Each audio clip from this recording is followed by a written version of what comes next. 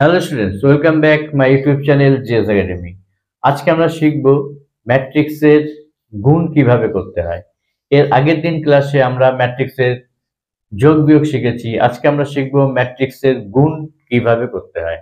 এর আগে তো আমরা অবশ্যই বিভিন্ন প্রকারের গুণ শিখেছি, বিশেষ করে অ্যালজেব্রার গুণ শিখেছি, পাটিগণিতীয় গুণ শিখেছি, কিন্তু ম্যাট্রিক্সের গুণটা একটু ভিন্ন ধরনের।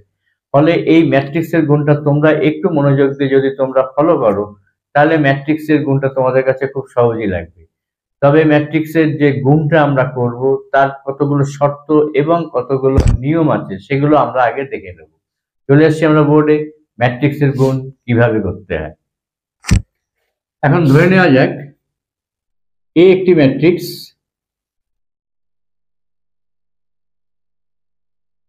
যার ক্রম সংখ্যা এম ক্রস পি, এবং বি অপর আরেকটি ম্যাট্রিক্স যার ক্রম সংখ্যা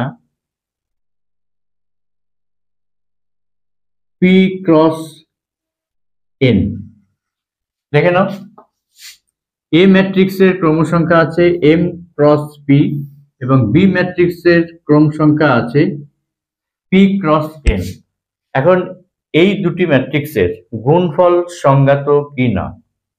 এখন এই দুটো ম্যাট্রিক্স এ বি এর গুণফল সংজ্ঞাত কি না আমরা এটা বুঝতে গেলে আমাদের যে শর্তটা আমাদের দেওয়া আছে সেটা দেখতে হবে যে এ ম্যাট্রিক্সের স্তম্ভ সংখ্যা এবং বি ম্যাট্রিক্সের সারি সংখ্যা সমান হতে হবে। অর্থাৎ এ ম্যাট্রিক্সের কলাম ইকুয়াল টু বি ম্যাট্রিক্সের রো সংখ্যা সমান হতে হবে। অর্থাৎ আমাদের এই দুটোকে আমাদের দেখে নিতে হবে, এই দুটো যেন সমান হয়, তাহলে এদের মধ্যে গুণফলটা সংজ্ঞাত হবে। আরেকটি ম্যাট্রিক্স ধরলাম, ধরো ডি একটি ম্যাট্রিক্স,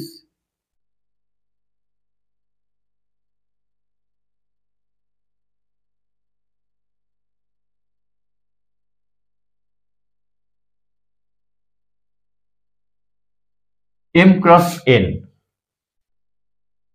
এখন পাশাপাশি বি আর ডি এর মধ্যে আমরা দেখে নেব বি আর ডি এর মধ্যে এ বি ডি গুণফল সংজ্ঞাত কি নয়। এখন দেখে নয় এর স্তম্ভ সংখ্যা এন আর এর সারি সংখ্যা এম, তাহলে এই দুটি সমান নয়। যদি সমান না হয়, অর্থাৎ N not equal to M, তাহলে এই গুণফল সংজ্ঞাত নয়। বি এর সঙ্গে আমরা দেখলাম, এবার এর সঙ্গে দেখে নিতে পারি এর এইখানটা এই স্তম্ভ সংখ্যা পি আছে, এর স্তম্ভ সংখ্যা এর সারি সংখ্যা এম আছে, ফলে এর সঙ্গে ডি এর সম্ভব নয়। তাহলে আমাদের ডি এর সঙ্গে বি এর সঙ্গে ডি বা এর সঙ্গে ডি এর কিন্তু গুণফল সংগত নয়। আমাদের মূল দেখতে হবে, অর্থাৎ যে ম্যাট্রিক্স, কোন ম্যাট্রিক্সের প্রথম যেটা আমরা রাখছি তার স্তম্ভ সংখ্যার সাথে পরবর্তীতে যে ম্যাট্রিক্সটা রাখছি তার সারি সংখ্যা অর্থাৎ রো সংখ্যা সমান হতে হবে।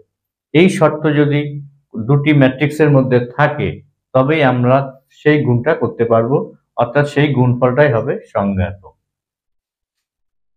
এখন ধরে নেওয়া যাক এ বি, আমরা এটাকে মুছে দিই, ডিটা তো হচ্ছে না, বলাই হলো ডিটা আমি ক্রস করে দিলাম। এখন এদের স্তম্ভ সংখ্যা সারি সংখ্যা সমান আছে, তাহলে এ বি এর গুণফল তা সংজ্ঞাত, এবং ধরে নেওয়া হোক এদের গুণফল হলো সি, ম্যাট্রিক্স সি হচ্ছে এদের গুণফল। তা সি আই জে দিয়ে আমি প্রকাশ করছি এগুলো। তাহলে এদের সি যে গুণফলটা হলো তার ক্রমটা কি হবে, তার ক্রমটা হবে ঠিক বাকি যে দুটো আছে, অর্থাৎ এখান থেকে এম আসছে আর এখান থেকে এন আসছে, অর্থাৎ এম ক্রস এন ক্রমের গুণফলটি হবে। আবার বলছি, এ বি দুটো ম্যাট্রিক্স, এই ম্যাট্রিক্স দুটির গুণফল ধরে নেওয়া হোক সি হলো, তাহলে এই গুণফল সি নতুন যে ম্যাট্রিক্সটা তৈরি হলো তার ক্রম কি হবে, তার ক্রম হবে এম ক্রস এন হবে, অর্থাৎ এর সারি সংখ্যা আর এর স্তম্ভ সংখ্যা সমান হবে। এটা পাল্টে যাচ্ছে। এবার আমরা একটি অঙ্কের মাধ্যমে আমরা কিছু সংখ্যা ধরে এই গুণফলটা আমরা দেখে নেব কিভাবে এটা সম্ভব।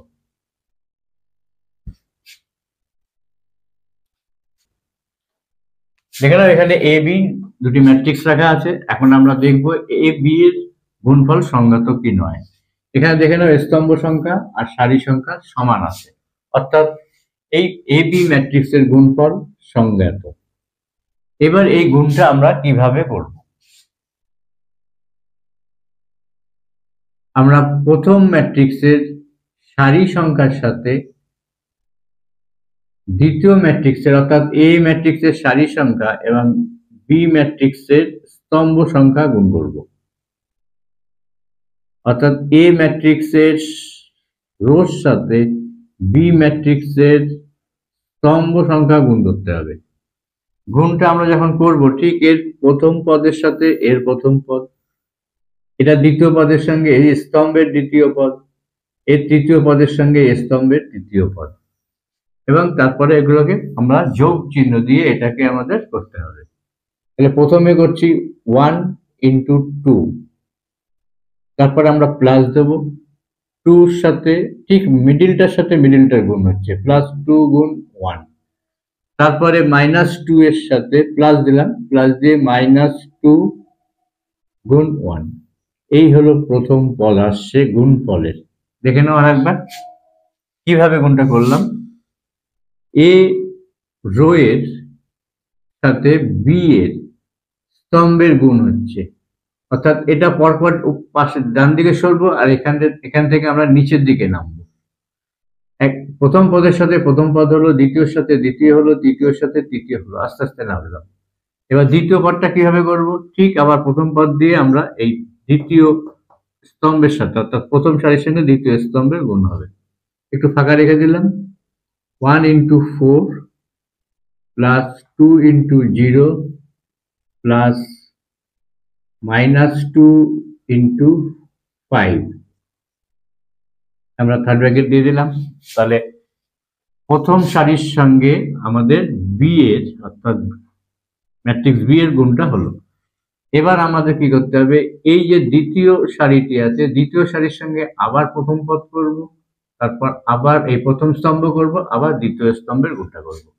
তাহলে প্রথমটা হলো, এবার দ্বিতীয় সারি দিয়ে গুণ করছি। দ্বিতীয় সারির প্রথম পদ আছে 0, তাহলে 0 ইন্টু 2, 1 ইন্টু 1 প্লাস দিয়ে 1 ইন্টু 1 প্লাস 3 ইন্টু 1, অর্থাৎ এটা দিয়ে এটার সাথে করলাম, অর্থাৎ দ্বিতীয় সারি দিয়ে আবার প্রথম থেকেই শুরু করলাম স্তম্ভের, একটু গ্যাপ দিলাম। এবার 0 দিয়ে দ্বিতীয় স্তম্ভে 0 গুণ 4 প্লাস 1 গুণ 0 প্লাস 3 গুণ 5, এইভাবে আমাদের গুণটা করতে হবে। এবার আমরা গুণফলটা করে কি পেলাম সেটা দেখে নিই। এখান থেকে পাচ্ছি 2 প্লাস 2 মাইনাস 2, এখানে পাচ্ছি 0 প্লাস 2 প্লাস 3, এখানে পাচ্ছি আমরা 4 প্লাস 0 মাইনাস 10, এখানে পেলাম 0 প্লাস 0 প্লাস 15,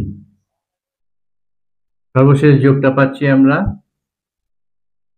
এই 2 2 2 6, -2 আছে, তাহলে এখানে 2 পেলাম, এখান থেকে পেলাম -6, 4 -10 আছে -6, এখান থেকে পেলাম 5, আর এখান থেকে পেলাম আমরা 15।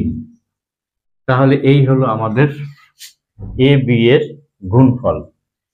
এবং আমরা এটা বলেছিলাম যে এ বি এর যে ক্রমটা হবে অর্থাৎ গুণফলের যে ক্রমটা হবে সেটা হবে এর সারি সংখ্যা আর এর স্তম্ভ সংখ্যা। তাহলে 2 ক্রস 2 হচ্ছে এর ক্রম। দেখে নাও 2 ক্রস 2 ক্রমর সাথে মিলে যাচ্ছে।